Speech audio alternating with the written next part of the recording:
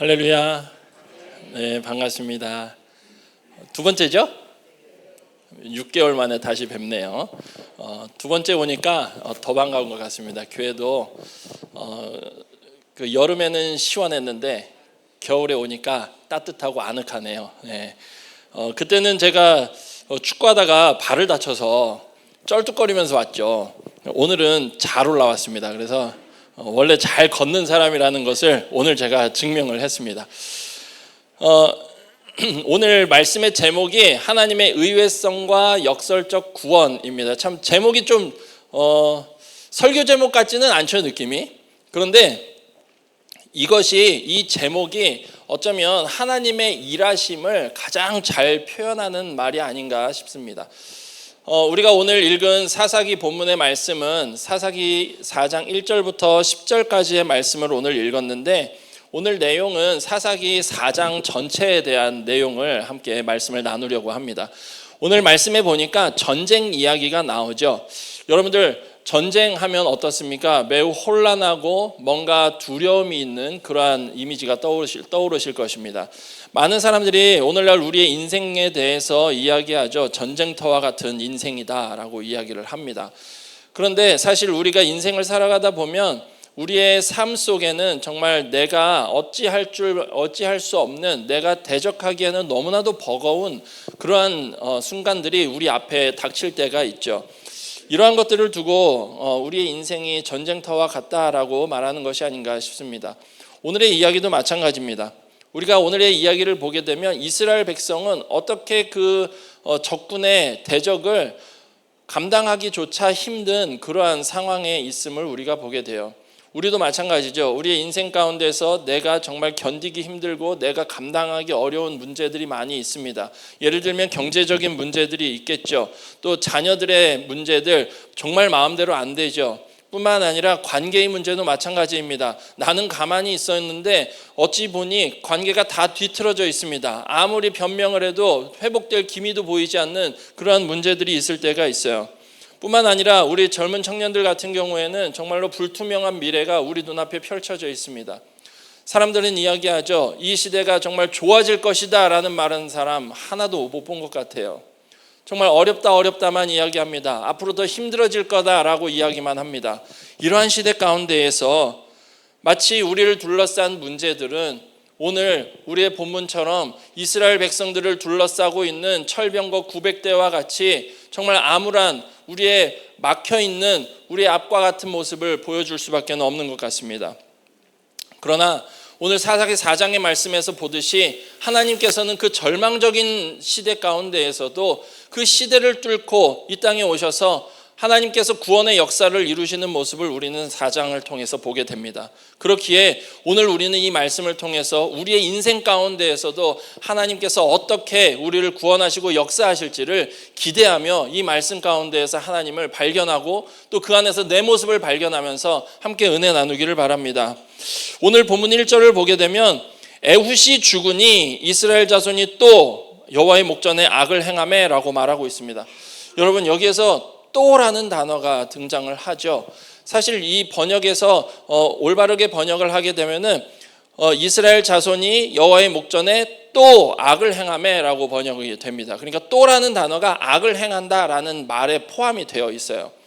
근데 이 또라는 단어가 히브리어로는 지금 야사프라는 단어를 사용하고 있는데 이 단어가 단순히 반복을 의미하지 않아요. 단순히 반복을 의미하는 것이 아니라 더하고 증가시키고 더 악화시키는 것을 의미합니다. 그러니까 이스라엘 백성이 지금 에훗이 죽으니 이스라엘 자손이 여호와 앞에 또 악을 행했다라고 하는 것은 전에 지었던 죄를 또 똑같이 짓는 것이 아니라 전에 지었던 것보다도 더 적극적으로 더 지독하게 더 큰 범죄들을 짓고 있다라는 것을 지금 보여주고 있는 것이에요. 사실 이것은 인간의 이 타락한 인간 본성을 보여주는 대목이라고 할 수도 있습니다. 여러분들은 평안할 때 어떻습니까? 주님 앞에 감사가 나오고 주님 감사합니다, 주님을 찬양하며 주님께 찬송하고 감사의 기도를 올려드리죠. 그런데 그 순간이 바로 우리가 범죄하기 쉬운 순간입니다. 왜냐?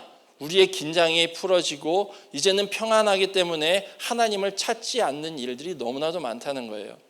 이 사사기도 마찬가지입니다. 이스라엘 백성들이 이 사사기 속에서 이런 패턴을 보입니다. 이스라엘 백성이 압제 가운데 빠져요. 너무나도 고통스럽습니다. 하나님께 부르짖습니다. 하나님이 그들을 사사를 세워 구원하시죠. 그리고 다시 평안함이 찾아옵니다. 그런데 이스라엘 백성이 평안하고 끝나면 좋은데 그 평안함 가운데 다시 범죄를 합니다. 그러면 또 다시 압제가 생깁니다. 그리고 또 부르짖죠. 또 평안함이 오죠. 다시 범죄합니다. 이것이 이스라엘 백성이 사사기에서 기록되어져 있는 이스라엘 백성의 삶의 패턴이었다는 거예요. 그런데 이것은 비단 이스라엘의 문제만은 아닙니다. 우리의 삶도 마찬가지죠. 때로는 우리가 힘들고 어려울 때는요, 아까 우리 전사님 말씀하셨듯이 주여라는 말이 절로 나옵니다. 그런데 평안할 때는 어때요? 안 나와요. 하나님을 찾지 않습니다. 이것이 우리의 인간의 본성이라는 것이죠. 바로 우리의 죄악은 우리가 평안할 때 오히려 더 깊이 파고드는 것이 그 죄의 지독함이라는 것입니다. 우리가 사사기를 읽으면서 이스라엘 백성들을 때로는 비난합니다. 평안하면 그대로 하나님을 잘 섬기면 좋겠는데 왜 또 죄를 짓는지 저 녀석들 참 구제불능이다라고 이야기합니다. 그런데 우리의 삶을 비춰보면은 그 안에 결국 우리의 모습이 있다는 것이에요. 우리도 어쩔 수 없는 타락한 죄악의 본성을 가지고 있는 인간이라는 것이죠. 그렇기에 오늘 우리는 이 말씀 속에서 또한 우리를 발견할 수밖에 없는 것입니다. 하나님께서는 이런 이스라엘의 죄악을 깨우치기 위해서 징계의 매를 드시는데 2절 말씀에 보게 되면 누구를 드시느냐? 여호와께서 하솔에서 통치하는 가나안 왕 야빈의 손에 그들을 파셨으니 라고 기록하고 있습니다. 여기서 파셨다라고 하는 말은 그 소유권을 넘겼다라는 것을 이야기해요. 하나님께서는 하나님의 백성을 하나님의 보호 아래 두시지만 하나님께 순종하지 않고 하나님께 죄악을 저지르는 백성들, 하나님보다 세상을 더 사랑하는 백성들에게는 그러면 세상의 지배 아래 있어 봐라 하고 내버려 두신다는 겁니다. 그러면 결국 세상의 지배 아래서 하나님의 안 계심으로 인하여 하나님의 부재로 인하여 겪게 되는 그 고통과 신음을 이들이 다시 하나님께 또 부르짖게 되겠죠. 이것이 바로 지금 이스라엘의 상황이라는 것이에요. 그런데 우리는 여기서 하솔이라는 지명을 한번 살펴봐야 합니다. 하솔 왕 가나안 왕 야빈인데 하솔을 통치하고 있죠. 이 하솔이라고 하는 곳은 여호수아 11장에서 이스라엘이 가나안 땅을 정복할 때 이미 정복한 지역입니다. 이미 정복했고 또 그 성읍을 완전히 진멸하고 불태워버렸던 성읍이에요. 그런데 지금 어떻습니까? 그 하솔이 다시 재건되었습니다. 그리고 가나안 왕 야빈이 그곳을 통치하면서 이제는 이스라엘 백성마저도 압제하는 이런 상황에 놓여 있다는 것이에요. 여기서 우리는 우리 스스로를 잘 돌아봐야 됩니다. 우리 안에도 하솔이 있습니다. 그것이 무엇이냐? 내가 이제는 해결했다고 생각했던 내 죄악들, 이제는 내가 해결했다고 생각하는 문제들, 이러한 것들, 그리고 내가 이제는 좀 누그러뜨렸다고 하는 나의 옛 자아들, 그리고 내가 이제는 고쳤다고 생각하는 옛 습관들, 이러한 것들이 이제는 다 해결됐다고 생각하고 이제는 다 멀어졌다고 생각하고 다 고쳐졌다고 생각하는데 가만히 돌아보니 오히려 그것이 이제는 나에게 더 큰 죄악이 되어서 돌아오지는 않는지, 이런 것들을 우리가 돌아봐야 된다는 것이에요. 내가 이제는 하나님 앞에 범죄함을 회개하고 그 죄를 씻었다고 생각했는데 똑같은 죄를 저지르고 있습니다. 그리고 내가 이제는 해결했다고 했던 그 문제들이 다시 내 눈앞에 닥쳤을 때 우리는 또 하나님 앞에 엎드려질 수밖에 없죠. 이제는 누그러뜨렸다고 생각했던 그 옛 자아가 다시 내 안에서 스물스물 고개를 들고 일어납니다. 내가 이제는 고쳤다고 생각했던 그 옛 습관들이 이제는 더 뿌리 깊게 내 삶에 파고듭니다. 이러한 것들이 우리의 삶 가운데 하솔이 될 수밖에 없다는 것이에요. 결국 이스라엘 백성은 그동안 자신들이 정복했고 자신들이 다스렸다 생각했던 그 하솔이 재건되어서 결국 자신들이 지배받는 그러한 역설적인 상황에 놓이게 된 것입니다. 이스라엘의 이 끊임없는 죄악의 결국은 참혹했죠. 당시 가나안 왕 야빈에게는 철병거가 900대가 있었습니다. 그런데 이 900대, 지금으로 치면 전차부대입니다. 전차부대. 그런데 우리가 철병거 하면 이제 병거만 생각을 하는데 이게 뭘로 만들어졌다고 해요? 철로 만들어졌습니다. 그런데 이 당시 이스라엘 백성들은 어떤 문명이었냐? 청동기였습니다. 그러니까 이스라엘 백성들은 여전히 청동기 시대를 살아가고 있는데 가나안 왕 야빈은 지금 철기 문명을 가지고 이스라엘 백성을 지배하고 있는 거예요. 철과 청동이 싸우면 누가 이깁니까? 당연히 철이 이기죠. 그런데 900대입니다. 이것은 가나안 왕 야빈의 경제력뿐만 아니라 그 철을 재련하는 기술마저도 보여주는 그러한 상징적인 메시지예요. 그런데 병거만 철로 만들었겠습니까? 칼과 모든 무기도 철로 만들 수 있는 기술을 가지고 있었겠죠. 결국 이스라엘과 이 가나안 왕 야빈의 싸움은 비교조차도 되지 않는 강과 약의 싸움일 수밖에 없었다는 것이에요. 그들은 20년 동안 철저하게 짓밟혔습니다. 철병거라고 하는 그 압도적인 스펙 앞에서 이들은 그저 두려움에 떨 수밖에 없었죠. 이 절망적인 상황에 이스라엘 백성들은 숨죽일 수밖에 없었습니다. 심지어 남성들의 모습은 드러나지도 않아요. 용사들의 모습도 나타나지 않습니다. 그저 흑암에 앉아있는, 그저 죽음의 골짜기에 앉아있는 힘없는 백성들처럼 숨죽이고 있는 이스라엘 백성들의 모습. 하나님은 이 순간 어떻게 일하실까요? 바로 인간의 이성이나 인간의 생각을 완전히 뛰어넘는 반전 드라마를 오늘 펼쳐 나가십니다. 우리가 기대하는 방법은 상대가 무기를 가지고 있으면 그것보다 더 큰, 더 위대한, 강력한 무기를 가지고 그 무기를 제압하는 것을 생각하죠. 그 군사력이 있으면 더 큰 군사력으로 이기는 것을 생각합니다. 그러나 하나님은 더 강력한 무기나 더 힘센 영웅이나 더 큰 군사력이 아니라 오히려 아무도 상상할 수 없는 전혀 예상치 못한 인물들과 도구를 가지고 하나님의 구원을 이루시는 모습을 오늘 보게 됩니다. 그러므로 오늘 우리는 이 말씀을 통해서 우리의 고정관념을 깨시고 연약한 자를 들어 강한 자를 부끄럽게 하시는 하나님의 놀라운 섭리를 다시 한번 깊이 체험하면서 함께 은혜 나누는 귀한 시간 되기를 간절히 바랍니다. 오늘 본문은 먼저 첫 번째로 볼 때 하나님은 스펙이 화려한 자를 사용하는 것이 아니라는 거예요. 오히려 하나님의 말씀에 깨어있는 자를 사용하십니다. 세상은 스펙을 이야기합니다. 그러나 하나님은 말씀을 따르느냐를 보신다는 것이에요. 오늘 4절 말씀을 보게 되면 그때에 라피도스의 아내 여선지자 드보라가 이스라엘의 사사가 되었는데 라고 이야기합니다. 이 짧은 구절 속에서 당시 고대 근동 사회에서 가부장적인 문화가 아주 지배적인 그 시대에 정말 충격적인 선언이 나타나죠. 가부장적인 문화 가운데에 여자 선지자가 사사가 됐다는 겁니다. 왕이 없던 시대에 사사는 종교적 지도자이면서 군사적 지도자이면서 정치적 지도자입니다. 그런 지도자가 여자가 세워졌다는 거예요. 정말로 가부장적인 시대 가운데에서 이 선언은 정말 충격적인 선언이었습니다. 사실 20년의 압제 동안 이스라엘 백성 가운데 남성들은 아무 소리를 내지 못합니다. 심지어 힘께나 쓴다는 장군들, 또 이스라엘의 지혜롭다는 장로들 아무도 등장하지 않습니다. 그저 20년 동안 숨죽여 두려움에 떨며 그 압제를 견디고 있을 뿐이었죠. 이것은 바로 영적 리더십의 공백을 의미합니다. 그 순간 하나님께서는 한 사람 라피도스의 아내 드보라를 세우시죠. 이 성경에 보게 되면 이 드보라를 라피도스의 아내라고 표현하고 있습니다. 그런데 이 라피도시라고 하는 이름이 남편의 이름인데 성경 어느 구절에서도 이 라피도시라고 하는 이름이 나타나질 않아요. 그러니까 성경학자들은 이야기하기를 이 라피도시라고 하는 단어가 라피돗이라는 히브리어인데 이 단어는 횃불들을 의미합니다. 그래서 라피돗의 아내라고 번역하기보다는 횃불의 여인이라고 이야기도 해요.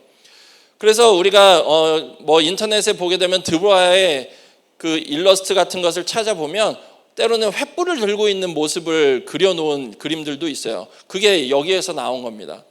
그렇다면 이 영적으로 어두운 시대에 횃불의 여인 드보라라고 한다면 어떻겠어요?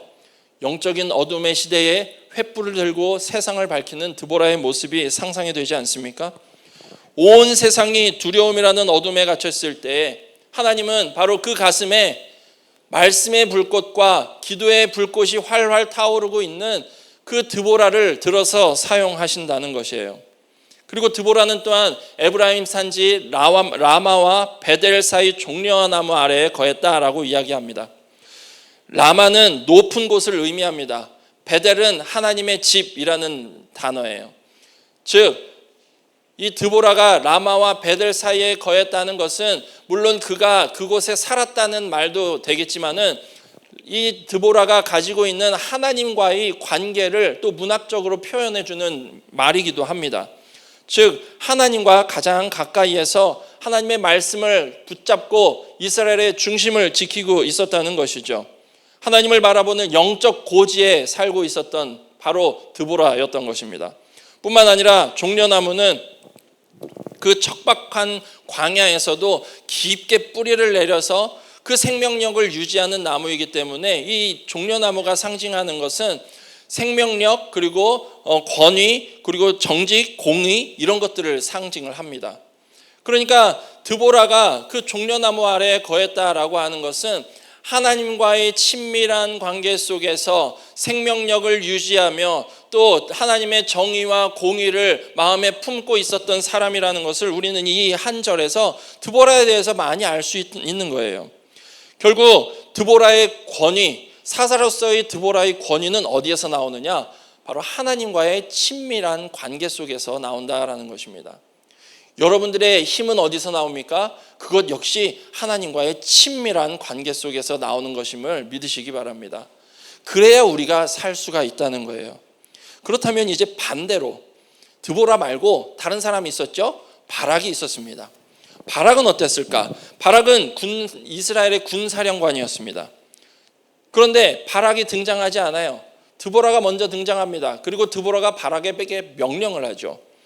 바락이라는 사람의 이름의 뜻도 참 재미가 있습니다. 이름의 뜻이 무엇이냐? 번개라는 이름을 가지고 있어요. 바락이라는 단어가 번개라는 단어의 그 뜻을 가지고 있는데, 그러면 바락이 자기의 이름답게 이스라엘 백성이 철병거 900대와 그 시스라의 군대에게 뒤에 에워싸여져 있을 때 번개처럼 나타나서 그들을 무찌르고 이스라엘을 구원하면 좋겠는데 그렇지가 않아요. 그렇게 해야 할 용사가 여선지자 드보라의 명령을 듣습니다. 6절과 7절을 한번 볼까요? 이스라엘의 하나님 여호와께서 이같이 명령하지 아니하셨느냐? 너는 납달리 자손과 스불론 자손 10,000명을 거느리고 다볼산으로 가라. 내가 야빈의 군대 장관 시스라와 그의 병거들과 그의 무리를 기손강으로 이끌어 내게 이르게 하고 그를 내 손에 넘겨주리라 하셨느니라.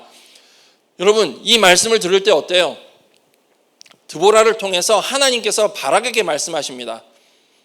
내가 시스라의 철병거 군대 다 기손강으로 인도해서 내 앞에 갖다 줄게. 그리고 너는 그들을 치면 승리할 것이다 라고 말씀하고 있는 겁니다. 이건 하나님께서 바락에게 완전한 승리를 이미 약속하고 계시는 거예요. 이미 약속받은 승리입니다. 가서 싸우기만 하면 되는 승리예요.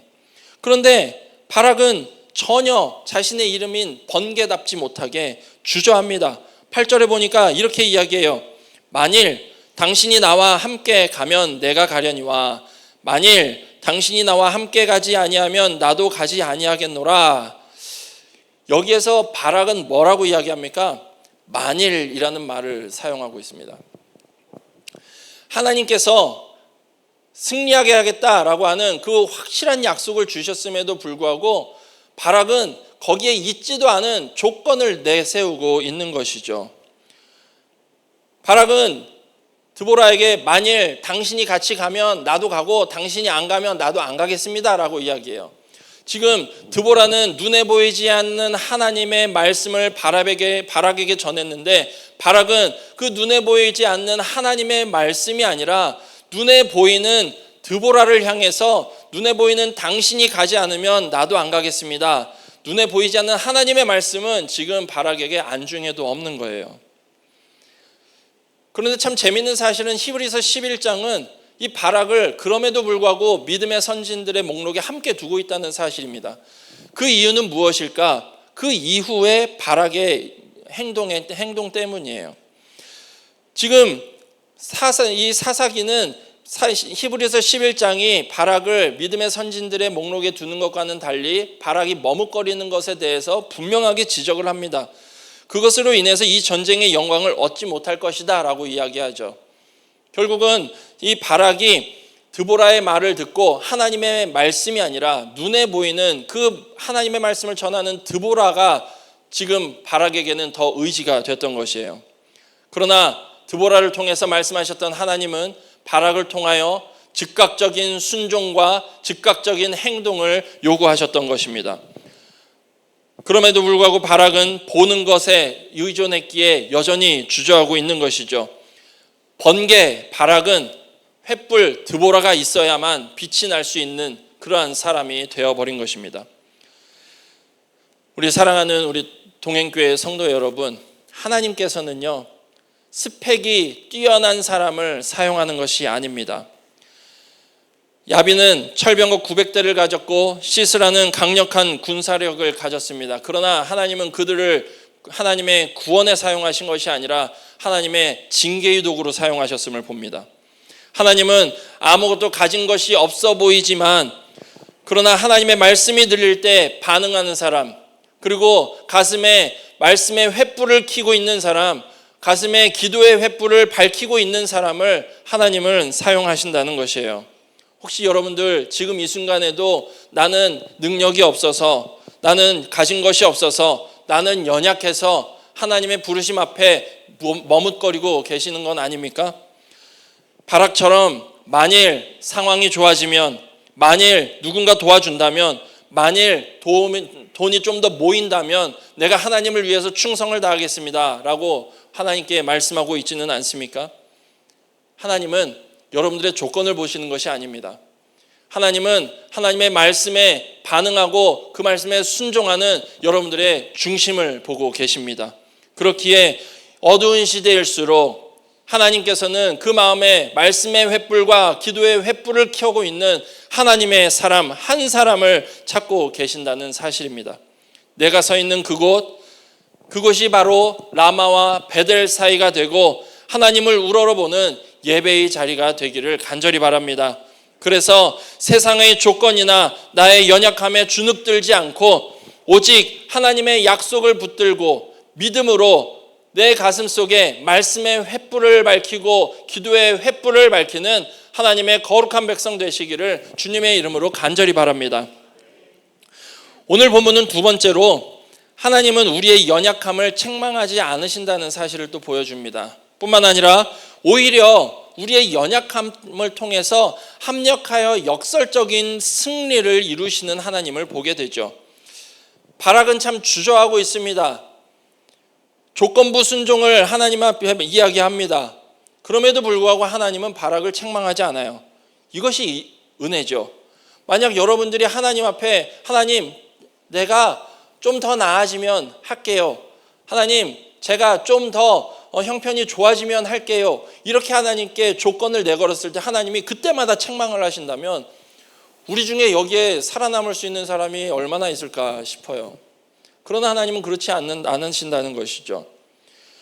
그럼에도 불구하고 하나님은 드보라와 바락을 다시 격려하시면서 이스라엘 백성을 모아서 다볼산으로 집결하도록 하십니다. 다볼산에 이스라엘 군대 10,000명이 집결합니다. 이 소식을 들은 적장 시스라는 철병거 900대와 온 군대를 이끌고 기손강으로 몰려옵니다. 지리적으로 볼 때 다볼산은 약 500m 정도 되는 고지입니다. 그리고 그 아래에 기손강이 펼쳐져 있습니다. 기손강가에 철병거 900대가 펼쳐져 있고 거기에는 온 군대가 함께 있습니다. 오직 이스라엘의 군대는 10,000명이 다볼산 꼭대기에 있었던 거예요. 한번 여러분들 생각해 보십시오. 이 다볼산에서 이스라엘 백성들이 내려가면 되겠습니까? 안 되겠습니까? 이스라엘 백성이 내려가는 순간 평지를 질주하는 그 전차 부대에 몰살당할 것이 뻔해요. 그리고 이 당시에 그 철병거는 그냥 마차 같은 그런 것이 아니라 고고학적인 자료를 보게 되면 이 바퀴 축에 낫이 달려 있습니다. 그래서 이 전차가 달려서 휩쓸고 지나가면 그 옆에 있는 보병들은 다리가 다 절단 나는 거예요. 이런 전차가 900대가 달려다닙니다. 그러면은 이스라엘 백성이 산지에서 지키고만 있으면 이 전차는 올라오기 어렵겠지만 이스라엘 백성이 내려간다면 이것은 자살행위죠. 그런데 하나님께서는 드보라를 통해 바락에게 말씀하십니다. 14절 말씀에 일어나라, 이는 여호와께서 시스라를 내 손에 넘겨주신 날이라. 여호와께서 너의 앞서 나가지 아니하시느냐. 내려가라는 말입니까? 내려가지 말라는 말입니까? 내려가라는 말입니다. 지금 그 이스라엘 군사가 그 평지로 내려가면 어떻게 되겠어요? 몰살입니다. 이것은 완전히 자살행위죠. 아무도 두려워서 내려가지 못할 것 같아요. 그러나 바락은 한 걸음 내디디며 내려갑니다. 그때 하나님께서 개입하십니다. 오늘 읽지는 않았지만 15절 말씀을 한번 같이 보겠습니다. 15절 말씀에 보게 되면 여호와께서 바락 앞에서 시스라와 그의 모든 병거와 그의 온 군대를 칼날로 혼란에 빠지게 하심에 시스라가 병거에서 내려 걸어서 도망한지라. 여러분 어때요? 이스라엘이 이겼습니까? 졌습니까? 이겼습니다. 하나님께서 그들을 혼란에 빠지게 하셔서 그들의 군대 장관이었던 시스라가 병거에서 내려서 걸어서 도망치게 됩니다. 자신이 가지고 있던 철병거마저도 버리고 도망할 수밖에 없는 상황이 된 것이죠. 여기서 우리는 중요한 단어를 보게 됩니다. 하나님께서 그들을 혼란에 빠지게 하심에라는 것이에요. 이 단어는 바야홈이라는 단어를 쓰고 있는데 이 단어가 어디에 사용되고 있냐면 출애굽기 14장 24절 말씀에서 이스라엘 백성이 홍해를 건너고 홍해 안에 애굽의 군사를 수장시키실 때 그들을 어지럽게 했다라는 표현 가운데 사용되고 있는 단어입니다. 그리고 또 어디에 쓰이느냐? 여호수아 10장에서 기브온 전투 때 하나님께서 우박을 내리셔서 기브온의 군사들을 어지럽게 하고 흩으셨던 그 사건에 또 똑같은 단어가 사용되고 있어요. 그래서 이 단어는 어떤 의미를 가지고 있느냐면은 하나님께서 전쟁에 개입하셔서 그 전쟁이 하나님의 거룩한 전쟁으로 우리에게 보여질 때 사용되는 단어예요.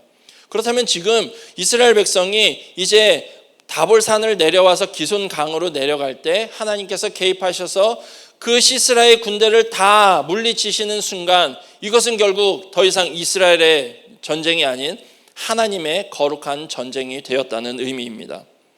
그렇다면 하나님은 구체적으로 어떻게 그들을 혼란에 빠지게 만드셨을까? 이것은 우리가 사사기 5장에 있는 드보라의 승전가, 드보라의 노래에서 우리가 힌트를 찾을 수 있습니다. 5장 4절 말씀을 보게 되면 이렇게 말씀하고 있어요. 여호와여 주께서 세일에서부터 나오고 에돔 들에서부터 진행하실 때에 땅이 진동하고 하늘이 물을 내리고 구름도 물을 내렸나이다. 그리고 이어진 20절에서는 별들이 하늘에서부터 싸우되 그들이 다니는 길에서 시스라와 싸웠도다. 또 21절 말씀에서는 기손강은 그 무리를 표류시켰으니 이 기손강은 옛 강이라 내 영혼아 내가 힘 있는 자를 밟았도다 라고 묘사하고 있습니다. 다시 말하면 시스라의 군대가 지금 어디에 있습니까? 기손강가 평지에 진을 치고 있습니다.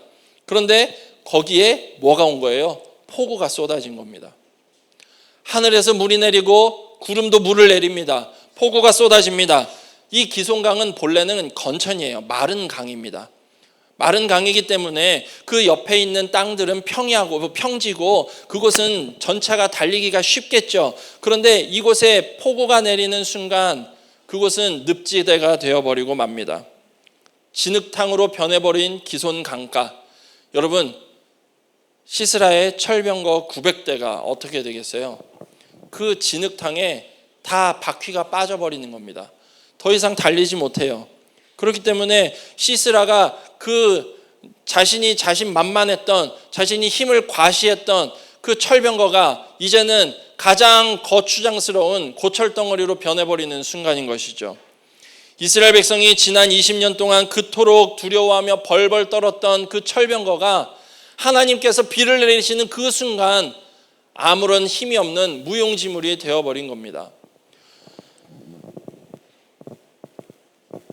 인간의 최첨단의 무기일지라도 하나님께서 그 자연 섭리 하나 베푸시면 그것이 아무런 힘을 발휘하지 못한다는 사실을 우리는 보게 돼요. 오히려 바락이 산에서 내려오는 그 순간 그것은 죽음의 자리로 나아가는 것이 아니라 하나님의 말씀에 순종하여 승리의 자리로 나아가는 순간이 되었던 것입니다. 우리의 삶도 마찬가지입니다. 때로는 도저히 이길 수 없을 것만 같은 거대한 문제들이 우리 앞에 철병거처럼 우리를 향해 돌진해 올 때가 있죠. 내 힘으로는 도저히 막아낼 자신이 없습니다. 그러나 하나님께서 우리와 함께 하신다면 그 철병거, 그 문제들 아무것도 아니게 됨을 우리는 믿습니다. 그래서 하나님, 저에게는 저 철병거를 이겨낼 힘이 없습니다. 하나님, 저를 도와주시옵소서. 하나님께 구하고 하나님께서 우리와 함께 하실 때 우리는 그 문제를 이기게 됩니다. 하나님이 개입하시면 상황은 완전히 역전되어지게 되는 것입니다. 우리가 예측할 수 없는 방법으로 자연 만물을 움직이셔서라도 하나님께서는 하나님의 백성을 도우시고 보호하시는 우리 하나님이심을 우리가 믿고 나아가시기를 간절히 바랍니다. 세상은 여전히 확률과 통계를 이야기합니다. 그러나 우리는 하나님의 섭리를 믿습니다. 세상은 스펙을 말합니다. 그러나 우리는 그 스펙을 뛰어넘는 하나님의 은혜를 믿습니다. 하나님은 우리의 약함을 들어서 강함을 부끄럽게 만드시는 하나님이시기 때문입니다. 내 손에 있는 보리떡 5개와 물고기 2마리, 작은 소년의 도시락일 뿐이지만 그것을 주님이 들고 축사하셨을 때 5,000명을 먹이고도 남는 기적이 일어났던 것처럼 내가 가진 힘, 비록 작고 보잘것없을지라도 하나님께 맡겨드릴 때 그것은 하나님의 구원의 역사를 이루는 놀라운 기적의 힘이 될 것입니다. 그렇기에 우리가 바락이 두려움 속에서도 한 걸음 내디디며 하나님의 말씀에 순종했듯 우리 역시도 우리의 삶 가운데에 힘겹고 어려운 순간이 올지라도 그 안에서 하나님의 말씀을 믿고 한 걸음 내디디시는 그 용기를 가지시는 주님의 자녀들 되기 바랍니다.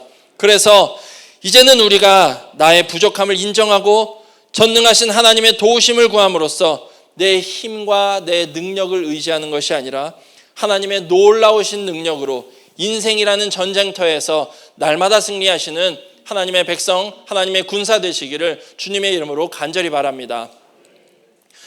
오늘 본문은 마지막으로 우리에게 가장 작고 일상적인 도구로 하나님께서 세상의 교만을 꺾으시는 모습을 우리에게 보여줍니다. 우리가 오늘 읽지 않은 내용이지만 시스라가 병거에서 내려서 이제 도망을 갑니다. 그가 어디로 도망가느냐면 15절 후반부에 보게 되면 시스라가 병거에서 내려 걸어서 도망한지라 라고 이야기해요. 병거를 믿었던 시스라가 이제는 병거를 내팽개치고 걸어서 도망할 수밖에 없는 신세가 된 것이죠. 그리고 그가 어디로 가느냐? 겐사람 헤벨의 아내 야엘의 장막으로 들어가게 됩니다. 그런데 이 겐사람 헤벨의 아내 야엘, 이 겐사람이라고 하는 것은 겐 족속을 의미하겠죠. 그런데 이 겐 족속이 어떤 족속이냐면 본래는 모세의 장인 호밥 족속의 호밥의 자손들입니다. 그러니까 이스라엘과 친밀해야 할 민족이에요. 그런데 지금 이스라엘을 둘러싸고 있던 적장 시스라가 어디로 간 거예요? 겐 족속의 장막으로 간 겁니다. 이것은 이 겐 족속이 이스라엘과 친밀한 것이 아니라 그 정치적인 의도로 가나안 왕 야빈과 평화 조약을 맺고 있었음을 보여주게 됩니다. 그리고 이 시스라는 그렇기 때문에 그 평화 조약 때문에 아마 겐 사람 헤벨의 아내 야엘, 그 겐 사람의 장막이 가장 안전하다고 생각했겠죠. 그리고 겐 사람 그 헤벨의 아내 야엘의 집으로 들어갑니다. 그 장막으로 들어갔을 때 야엘이 그를 영접해요. 그리고는 그에게 음식을 베풀고 잠자리를 제공해서 쉬도록 합니다. 그런데 고대 근동의 이 환대법을 보게 되면 그들이 나그네들을 영접하는 것은 거의 의무와 같았습니다. 그래서 의무와 같이 그 나그네를 영접하고 또 그에게 음식을 주고 잠자리를 제공했을 때는 그 사람에게 내가 안전을 보장한다라는 의미를 가지게 돼요. 그렇다면 지금 시스라는 야엘의 장막에 들어갔을 때 음식을 받았습니다. 잠자리도 제공받았어요. 이제는 그 잠자리에서 편안하게 쉬게 되겠죠. 그 순간 성경의 역사상 가장 충격적이고 역설적인 장면이 펼쳐지게 됩니다. 그럼 20절, 21절을 한번 같이 볼까요? 21절 말씀에 보게 되면 시스라 그가 깊이 잠드니 헤벨의 아내 야엘이 장막 말뚝을 가지고 손에 방망이를 들고 그에게로 가만히 가서 말뚝을 그의 관자놀이에 박음에 말뚝이 꿰뚫고 땅에 박히니 그가 기절하여 죽으니라. 여러분들 이 장면을 한번 상상을 해보십시오. 적장의 군대 장관이 지금 누워서 잠에 들었습니다. 그런데 그 장막을 제공했던 여인 야엘이 손에 말뚝을 들고 손에 망치를 들고 와서 그 적장의 머리에 말뚝을 박아 넣은 거예요. 그리고 시스라는 죽습니다. 야엘이 사용한 무기는 칼이 아니었습니다. 또 어떤 창도 아니었습니다. 그가 사용한 것은 장막 말뚝이었어요. 그런데 고대 근동에서 그 텐트를 장막을 치고 걷고 하는 것은 여인들의 몫이었다고 해요. 그렇다면 야엘은 그 장막 말뚝을 손에 쥐고 망치질을 하는 것이 얼마나 익숙했겠습니까? 자신이 텐트를 치고 걷는 일을 도맡아 했기 때문에 그것은 야엘에게 있어서는 그냥 일상적인 삶이었고 그 도구 역시도 일상적인 도구였던 것입니다. 당대 최고의 군사력을 자랑했던 적장의 머리를 정말 일상적인 도구를 가지고 물리친 그러한 여인이 된 것입니다. 이 장면은 하나님께서 교만한 자를 어떻게 낮추시는지를 우리에게 너무나도 잘 보여줘요. 시스라는 자신의 철병거를 믿었고 자신의 군사력을 믿었습니다. 그러나 그가 죽은 곳은 어디입니까? 그는 어쩌면 자신이 가장 무시했을 수도 있는 여인의 손에 죽게 됩니다. 용맹한 전쟁터가 아니라 가정집 장막 안에서 죽게 됩니다. 심지어 최첨단 무기나 칼이나 창 이런 것도 아니고 텐트 말뚝에 박혀서 죽게 됩니다. 드보라가 9절에서 예언한 대로 이 전쟁의 영광이 여인의 손에 넘어가게 된 것이죠. 이것이 바로 하나님의 의외성이에요. 우리가 생각하는 것과는 너무나도 다릅니다. 하나님은 이렇게 일하시겠지, 저렇게 일하시겠지, 하나님 이렇게 해주세요, 저렇게 해주세요. 우리는 생각하고 계획하며 하나님께 기도합니다. 그런데 그 일이 이루어지고 나서 돌아보면 정말 우리 기도대로 된 것이 아니라 하나님께서 우리의 기도를 더욱 멋지게 바꾸셔서 하나님께서 역사하셔서 우리의 기도가 이루어진 것을 보게 돼요. 이것이 바로 하나님의 일하시는 방법이라는 겁니다.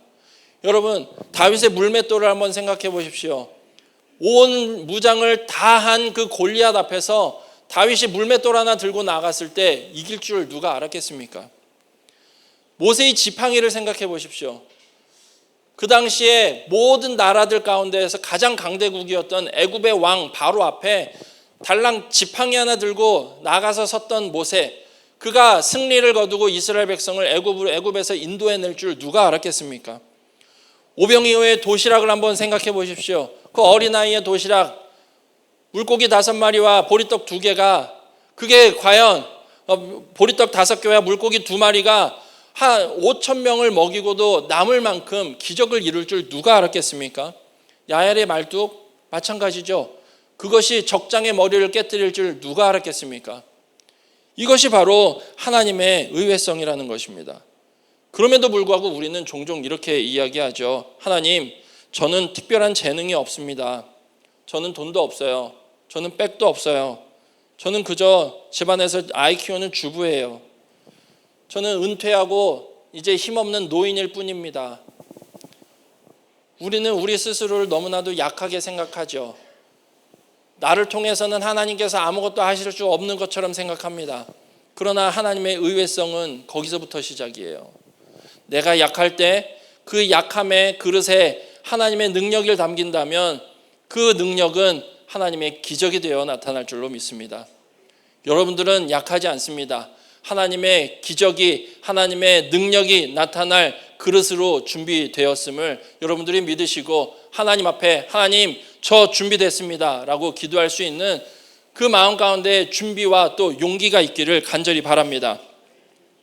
이 순간 하나님은 우리에게 물으십니다. 너의 손엔 무엇이 있느냐? 야엘의 손에 장막 말뚝이 있었듯 우리 손에도 무언가가 들려 있을 것입니다. 남들이 보기에는 하찮아 보이는 직분, 매일 반복되는 가사, 직장에서의 작은 업무들, 내가 베푸는 작은 친절들, 어찌 보면 세상의 눈으로 볼 때는 정말 보잘것없어 보일 수도 있지만 하나님께서는 그 작은 것으로 큰 역사를 이루실 줄로 믿습니다. 야엘 역시도 훈련받은 군사가 아니었습니다. 이스라엘 백성마저도 그를 멸시했을 이방 여인에 불과했습니다. 그러나 그가 결정적인 순간에 자신이 다룰 수 있는 가장 손쉬운 무기로 하나님의 구원을 이루시는 모습을 우리가 보게 되죠. 하나님은 화려한 영웅이 아니라 우리의 삶 속에서 묵묵히 일상을 살아내는 성도의 삶을 통하여 하나님은 역사하실 줄로 믿습니다. 그렇기에 여러분의 일상이 곧 성지이고 여러분의 도구가 곧 하나님의 가장 강력한 무기가 될 것입니다. 부엌에서 여러분들이 요리하는 칼, 사무실에서 여러분들이 작업할 때 두드리는 키보드, 또 공사 현장이나 이런 곳에서 쓰는 공구들, 이러한 것들 하찮은 것이 아닙니다. 그것을 통해서 하나님께서 구원을 이루실 것입니다.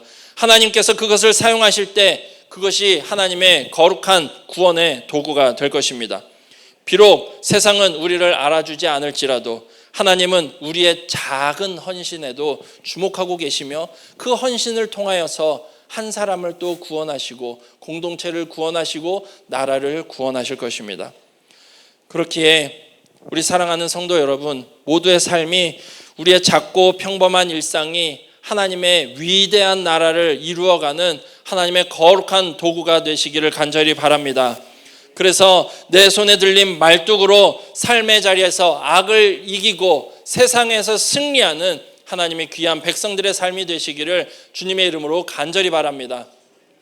이제 말씀을 맺겠습니다. 하나님의 의외성, 역설적 구원, 그 최고점에 있는 것이 바로 십자가입니다. 십자가는 그저 나무 그 처형 틀에 불과했습니다.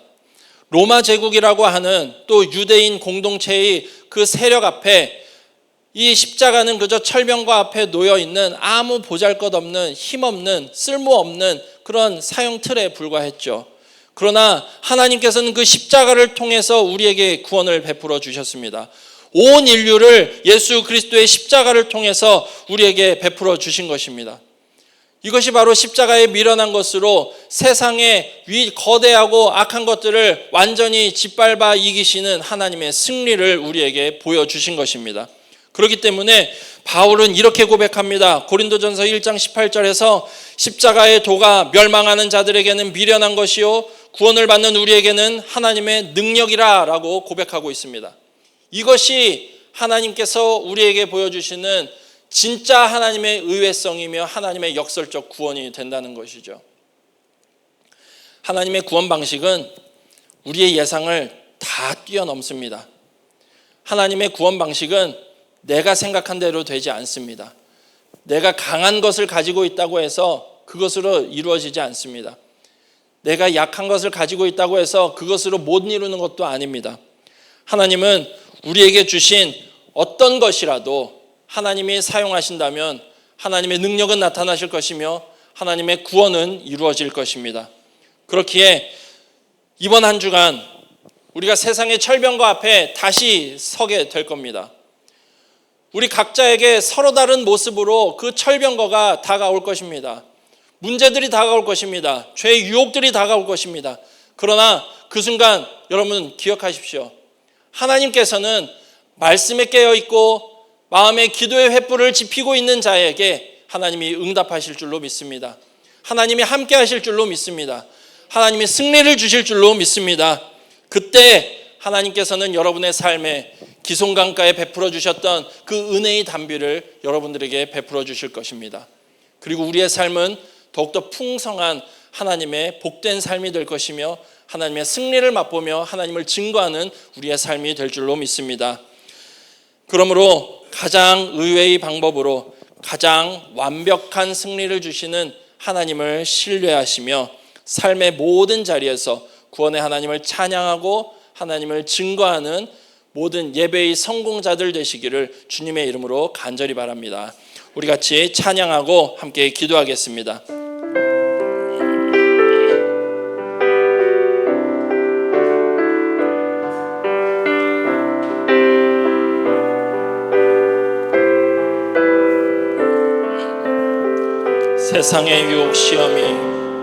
세상의 유혹 시험이 내게 몰려올 때에 나의 힘으론 그것들 모두 이길 수 없네. 거대한 폭풍 가운데 위축된 나의 영혼 어찌할 바를 몰라 헤매이고 있을 때 주를 찬양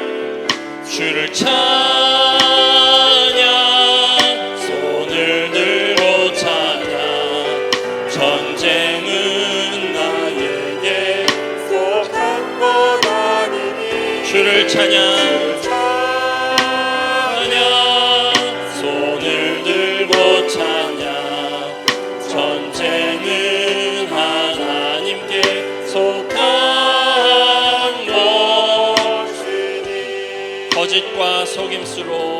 거짓과 속임수로 가득 찬 세상에서 어디로 갈지 몰라 머뭇거리고 있네. 공중의 권세 잡은 자 지금도 우리들을 실패와 절망으로 넘어뜨리려 하네. 주위를 둘러보면 아무도 없는 듯 믿음의 눈을 들면 보이는 분 계시네. 지금도 내 안에서 역사하고 계시니 사망과 어둠의 권세 물리치신 예수님. 주를 찬양 손을 들고 찬양. 전쟁은 나에게 속한 것 아니니 주를 찬양 손을 들고 찬양. 전쟁은 하나님께 속한 것. 주를 찬양